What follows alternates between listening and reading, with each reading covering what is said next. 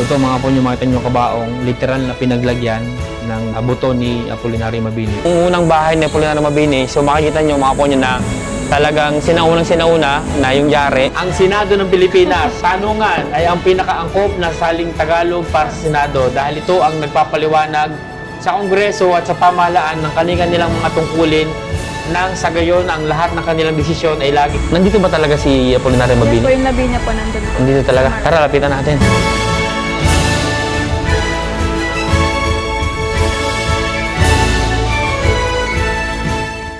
So mga po nyo, after ng isang oras na biyahe ay narating natin itong museo ni Apolinario Mabini at dito ay makikita natin ang kanyang libingan, ang kanyang mga naiwang alaala, anong siya ay nabubuhay pa.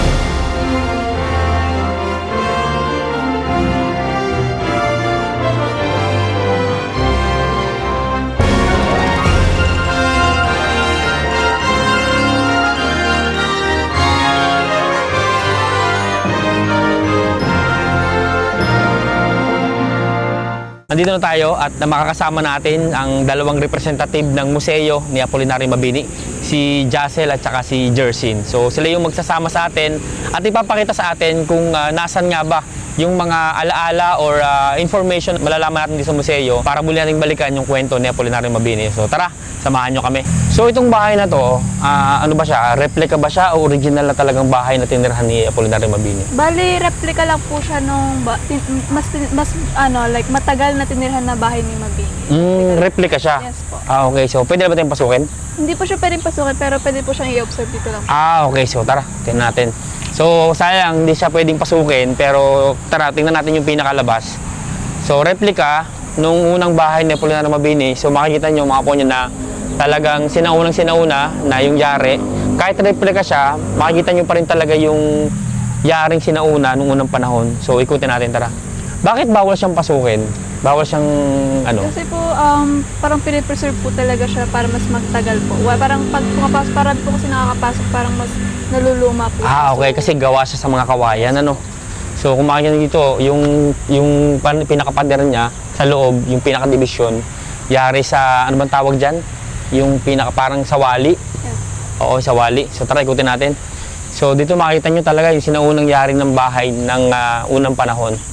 So yung information about dun sa bahay, ano siya? Tinayo, mayroon ba kayong ideya yung taon? Kasabay po ata siya nung museum. Na Na 2014 din po. na ginawa din Yes. dito, 2014. Okay, sige. Wow, at least nakita natin, medyo nasisira na nga kasi nga yung bubong gawa sa sasa. Nakita natin yung replika na itsura ng bahay na tinirhan ni Apolinario Mabini. So ganyan yung yari ng mga sinaunang bahay at talagang makikita mo na napakasimple lang talaga, na walang bato o semento na ginamit, puro talaga gawa sa sasa at yung mga sawali yung pinaka-dingding niya. So tara, punta naman tayo sa ibang lokasyon ng museo para maipakita natin sa inyo. So dito naman sa kabilang side, ano yung nandito? Parang ano to, libingan ba to? Yes po, yan po yung Marble pinaka-marble top po. ng libingan. Libingan ni Apolinario Mabini. Okay, so tara, Nandun po puntahan kanyang natin. mga lab. Nandito ba talaga si Apolinario Yes po, Mabini? yung labi niya po nandun po. Nandito talaga. Sa marble. Tara, lapitan natin. Meron ba kayong idea kung kailan nilipat yung mismong ano dito? Pinakabuto ni Apolinario Mabini? Same din po nang itinayo to, 1956 din po siya. 1956. Na naglipat siya. Okay. So, wow. So, mga ponyo yan, makita natin dito. Nakaka-amaze lang na malaman na talagang yung pinakabuto ni Apolinario Mabini ay nandito mismo sa puntod na to. At talagang para sa akin, sagrado tong lugar na to kasi isang bayani ang nandito na ngayon ay napupuntahan ng maraming tao. So, thankful tayo na napagbigyan tayo at makalapit tayo. So, makita nyo dito, marmol lahat. Ayan, well-guarded naman talaga sa lahat. At hindi pinababayaan at hanggang ngayon ay ayos pa rin. Mapupuntahan pa rin ng ating mga kababayan, lalo na yung mga estudyante at mga kabataan na gustong malaman yung kwento tungkol kay Apolinario Mabini. Puntahan naman natin yung pinakamuseo kung saan malalaman natin yung mga, makita natin yung mga lumang gamit na ginamit ni Apolinario Mabini. So tara, punta tayo. So mga po nyo, andito na tayo sa first gallery na pupuntahan natin at makikita natin yung mga memorabilia na naiwan nung panahon ni Apolinario Mabini. So bago tayo pumasok, ay minapansin ako dito mga painting. Ito.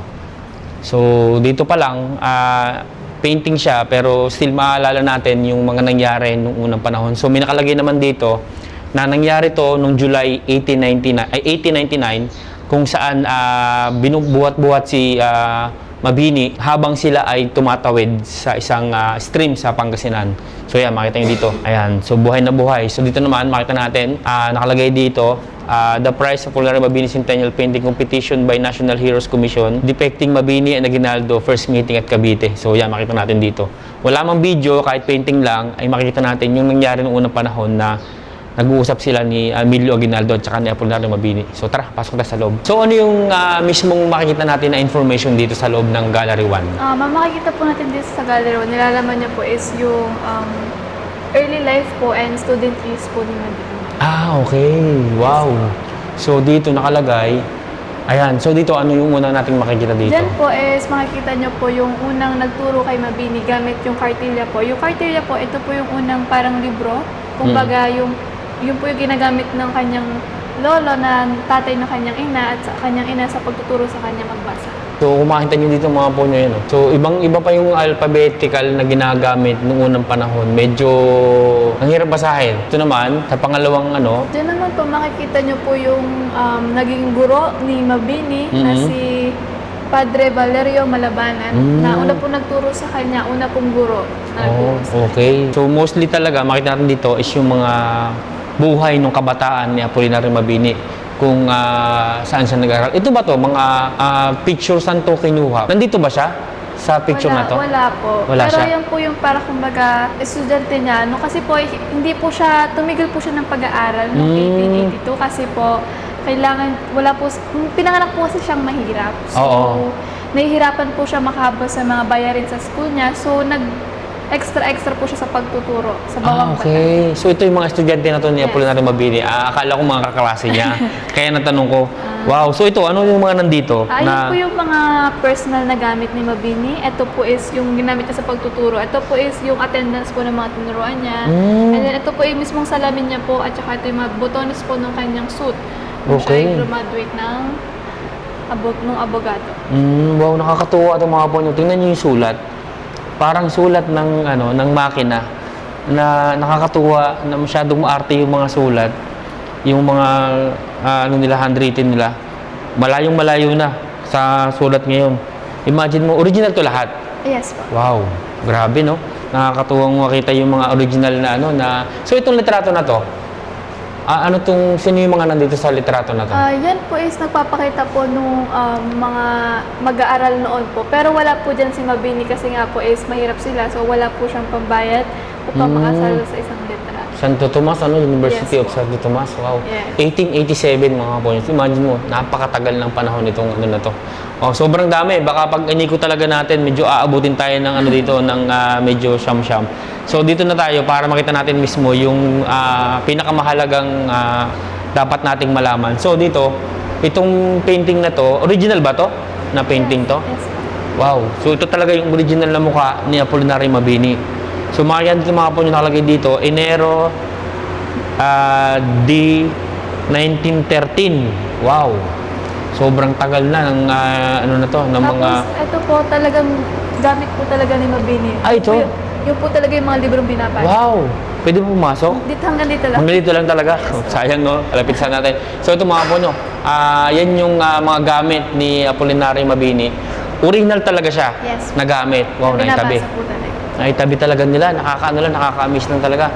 So yun, so ito yung unang gallery, yung buhay ng kabataan ni Apolinario Mabini. So andito naman tayo ngayon sa Gallery 3 para malaman yung kwento nung nagsimula siyang maging kasamahan ni Emilio Aguinaldo nung panahon ng Revolusyon. So tara, pasok tayo. So talagang kumpleto. Yes, So ano yung umpisa natin na, ito. Ayan po. Okay, so nakalagay dito mga ponyo na si Mabini bilang utak ng revolusyon. Yan. So, ano yung pinakabuod na mababasa natin dito? Bali, kaya po sila nagkakilala ni Emilio at saka ni Emilio Aguinaldo is because of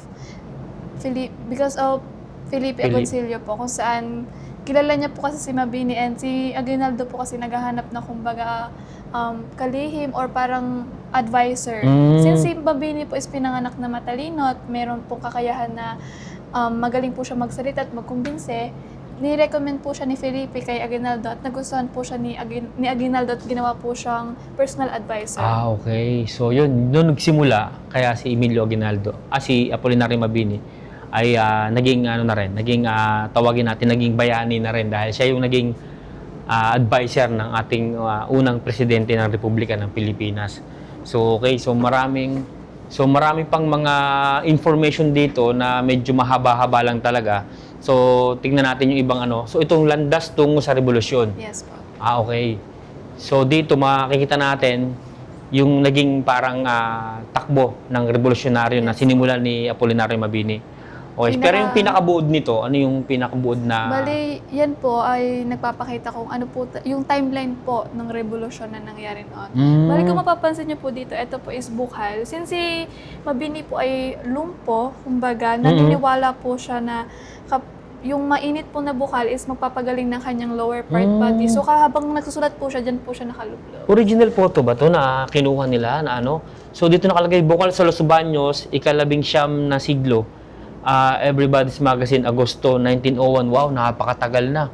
Yes. So, dito mga po nyo, makita natin, ito mismo si Apolinario Mabini. Hindi ba? Parang picture lang po. Picture lang to. Yes, po. Hindi siya talaga yung nakuhanan na. Parang ano Dyan, lang. Yung bukal na po yun. Okay. Yung Bukal. Opo, yung bukal po. Wow. So, dito. So, yun pala. Still hoping pa rin pala si Apolinario Mabini. Talagang mapapagaling yung kanyang kapansanan na pagiging lumpo. So, dito naman, meron tayong nakita mga lumang litrato. Ano to mga lumang litrato na to? Baling nakikita nyo po dyan yung mga kababaihan. Kung saan si Mabini rin po yung nagtangkang bigyan ng karapatan ng mga kababaihan na huwag magbayas ng buwis hanggang sa pagsapit ng edad na 21.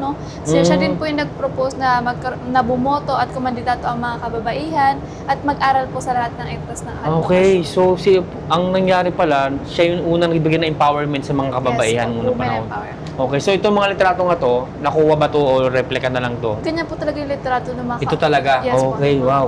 Okay, so Yung nakalagay nakababaihan. dito mga ponyo. So yun na yung pinakabuod na sinasabi dito na si Apolinario Mabini ang nagbigay boses o lakas sa mga kababaihan noong unang panahon. Talagang dapat palang pasalamatan ng mga kababaihan ngayon si Apolinario Mabini kasi binigyan niya ng boses o lakas yung mga kababaihan. So dito mga ano to mga to? Mga constitutional po ni Mabini kung saan para po sa kanya ano po ba yung mga katangian dapat na Republika ng Pilipinas, Pangulo ng Republika, Kongreso at ang Senado po. So ibig sabihin pala si Apolinario Mabini, siya yung kauna-unahang gumagawa ng mga batas sa Yes. Republika ng Pilipinas. Wow.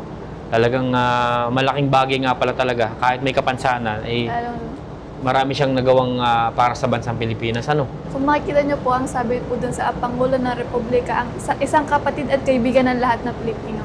So dapat po talaga na ang Pangulo po natin is talagang kapatid at kaibigan natin na may pagmamahal sa Pilipinas. Okay. Kaso nangyayari, parang maraming mga presidente na hindi ganun ng ano. Yes, wala na po sa Senado. Dapat daw po hindi pang kanariwang talas ng isip. Ito, para babasahin natin para kasi baka makarelate yung ating mga kababayan ngayon.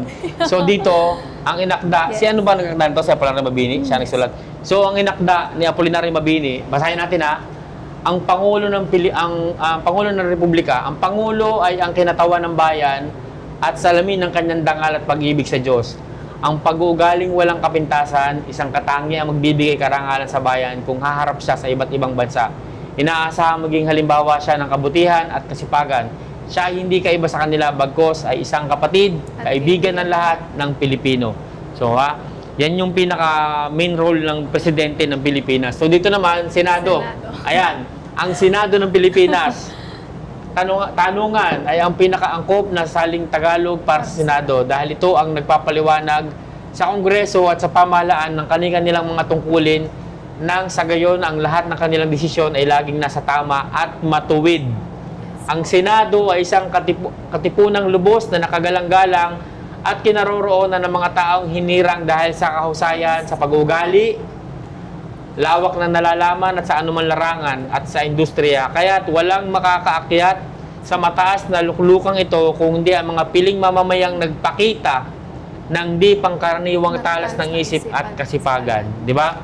So yan, galing kay Apolinario Mabini yan. So kaso parang hindi ata nangyayari ngayon sa panahon natin ngayon. So nakakalungkot lang na nagbuwis ng buhay yung ating mga bayani. Sila yung talagang nag-isip ng tamang akma na magiging struktura ng Senado at magiging pinaka tungkulin ng presidente ng Pilipinas, pero nakakapanghinayang sa nangyayari ngayon sa atin. Kayo na po ang magdesisyon comment nyo na lang yan sa video natin. So, andito naman tayo ngayon mga ponyo sa isang area, gallery. Pamana ni Mabini. So, dito makikita natin yung mga lumang gamit na naiwan ni Apolinario Mabini. So, tara, punta tayo. Oh, wow, malamig dito Okay, so dito sa umpisa, ito. Yan po yung unang sa Inabot ko to. Ito, mga ponyo yan. Inabot ko ng pera na to, yung 10 piso na nandyan si Apolinario Mabini at si Andres Bonifacio. So, yan, nakakatuwang makita at naitabi nila ng ayos yung pera. So, ano yung pinaka makita natin dito sa mismong gallery na to? Dito po makikita niyo po talaga yung kaisipan ni Mabini sa pagbubuo ng bayan. Yung pagmamahal niya po mismo sa bayan. Okay. So, ito, ano itong nandito sa unang lamesa? Tingnan natin. Ito po ang mga Libro. Parang... libro po ni na alay kay Mabini. Okay. So, ito naman, mga pera. Yes po. Wow. O, So, ito, medyo bago na yan. Ito pala, meron pala tayo dati parang dollar, ano? Central Bank of the Philippines. So, first time ko makakita ng ganito na Mas maganda po yun. mukha pala siyang dollar pala nung unang panahon. Mukha talaga ng ng US dollar. Okay. So, dito naman, ano yung meron dito? Ito pong watch na to makikita niyo. Personal watch po talaga yun ni Mabini. Yan mismo talaga yun. Yes po talaga. Wow. Kasi ito po yung sa wallet niya. Nakakatuwa. So, itong libro na to, personal na libro din to ni Yes. Apolinario Mabini. Ito, meron pa rito mga libro. Nakakatuwa lang makita ulit talaga yung mga sinuunang gamit ng mga bayani natin na talaga namang sinakripisyo talaga yung mga buhay, talino, oras para lang talaga mabuo yung Republika ng Pilipinas. Pero sa ngayon, mukhang nasasayang na talaga. So, ito yung mga libro. Personal pa rin siguro ito na gamit ni Apolinario Mabini. So, dito naman sa kabilang side na to. So, ito, anong meron dito? Mga stamp. Yes po. Ito po is literal na gold. Oh, wow. Buksan na natin to. Joke lang. So ito, yan, makita nyo dito, ako nyo, ginto daw itong nandito mismo, sa mismong nakalagay. Apolinario Mabini, 150 taon. Wow, naitabi talaga nila. Okay. Tsaka yung mga stamp na ginagamit nung unang panahon sa mga sulat, kung makikita nyo. Ito po yung mga talagang gamit na nakuha nung sa bahay po ni Mabini. As in, literal po na gamit. Diyan po siya umuupo at humihinga. Wow. So yun, literal na tabi nila yung mga lumang gamit, yung lamesa. Ito yung upuan ni Apolinario Mabini. So mostly siguro dito siya nakaupo Yes. kasi nga lumpo siya. Opo. Hindi siya nakakalakad. At ito yung parang pinaka taguan ng mga gamit. Yes. So meron pa rin dito na banga na naiwan nung sa bahay ni Apolinario Mabini. Yes. Buti na itabi nila. So dito naman, Bali, ito watawat. po yung watawat na pinatong po sa kabaang niya nung siya so meaning, itong watawat na to, mga ponyo, ay 1903 pa na talaga naitabi nila nung namatay si Apolinario Mabini. Siya yung pinatong sa kabaong ni Mabini. Ito po yung kabaong na mapapasin niyo po maliit siya, but then ang nilagay lang po kasi dyan is yung mga buto po ni Mabini. Buto na lang talaga. Nung tinransfer siya from Manila dito po sa Talaga. Kaya dyan po talaga nilagay. And then, ang totoong height po ni Mabini is 5'7". Bali, kaya po ganyan siya kaliit kasi mga buto po yung Buto na lang yung ano. But then, ito po yung sinabi niya, yung huling pong sinabi ni Mabini. Okay, so yan. Wala na akong hinihiling pa kundi ang matulog ng walang hanggan na kontentong wala akong inaiwang mapait na alaala. Malalim. Sobrang lalim nun. So meaning talaga, yung legacy talaga ang pinaka-importante sa buhay ng isang tao. Na wala siyang mapait na alaala, meaning regrets, kumbaga. So ito mga po nyo, makita nyo kabaong, literal na pinaglagyan ng buto ni Apolinario Mabini. So meaning ito, 1956 din to. Oh, yes po. Oo, nakalagay dito. July Kasi mula dun sa Maynila po. Maynila, dinala dito nilagay yung buto. Yes po. Okay, so pero ngayon yung buto, nandun na siya sa Marble. sa marble na, Yes, nandun na. sa harap. Okay. So, kita nyo, tagal na rin. Imagine mo, 1956, until na nandito pa rin yung pinaglagyan, kabaong ng buto ni Apolinario Mabini. Nakakatuwa lang isipin, makita yung mga alaala na halos marami sa atin na nalimutan na yung ginawang kabayanihan din ni Apolinario Mabini. Hindi man siya ginamit yung lakas ng pangangatawan, pero yung talino niya, malaking bagay na naibahagi sa atin sa bansang Pilipinas. So yan, nakita natin lahat. Yung mga memorabilia, alaala at kwento at sinauna at mismong original na gamit ni Apolinario Mabini. So mga po nyo, natapos na natin ikutin itong museo ni Apolinario Mabini. At marami akong nalaman ng mga impormasyon na hindi ko talaga halos alam ang tungkol dito kay Apolinario Mabini. Yung pinakamalalim na dahilan kung bakit siya naging bayani. At nagulat ako na talaga namang sa talino at laman ng utak niya, halos marami siyang nagawa sa Pilipinas. Mga ponyo, maraming salamat sa pagsama sa akin at sana meron kayong natutunan at meron din kayong nalaman katulad ko. So muli, ako si Pon TV at nag-iiwan sa inyo na gawin natin posible ang imposible.